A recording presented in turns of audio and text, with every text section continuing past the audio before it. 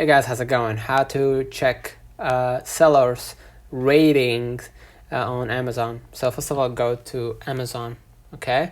And then basically let me go to the Amazon.com or Amazon SA, right?